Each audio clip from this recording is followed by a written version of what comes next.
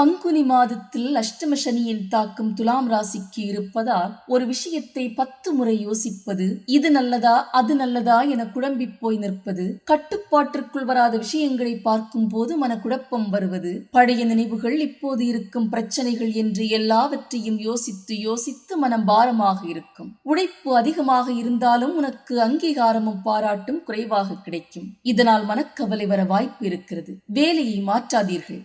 யாரிடமும் வாக்குவாதம் செய்யாதீர்கள். நன்றாக உங்களை தயார் செய்து கொள்ளுங்கள். 2-3 மாதங்கள் கழித்து இது உங்களுக்கு நல்ல பலனை கொடுக்கும். பணம் சேமித்து வைக்க கொஞ்சம் கஷ்டமாகத்தான் இருக்கும். வருமானம் வந்து கொண்டே இருக்கும். கவலை வேண்டாம். தேவையில்லாத செலவுகளை தவிர்த்து விடுங்கள். ஏதாவது ஒன்றை படித்துக் கொண்டே இருங்கள்.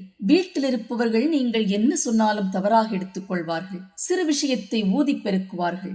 என்ன பேசினாலும் அவர்களுக்கு புரியாது. எல்லோரும் அப்படித்தான் இருப்பார்கள். எல்லோரும் சுற்றி இருப்பார்கள். ஆனால் யாரும் இல்லாதது போன்ற நிலை இருக்கும். உண்மையாக என்னை யாரும் புரிந்து கொள்ளவில்லை என்ற வருத்தம் உங்களுக்குள் இருக்கும். வெளிப்படையாக உங்களுக்கு பிடித்த நண்பர்களிடம் மனதில் இருப்பதை சொல்லுங்கள். எப்போதும் உங்களை பிஸியாக வைத்துக் கொள்ளுங்கள். உடற்பயிற்சி செய்யுங்கள். இது உங்கள் மன வலிமையை அதிகரிக்கும். நன்றி.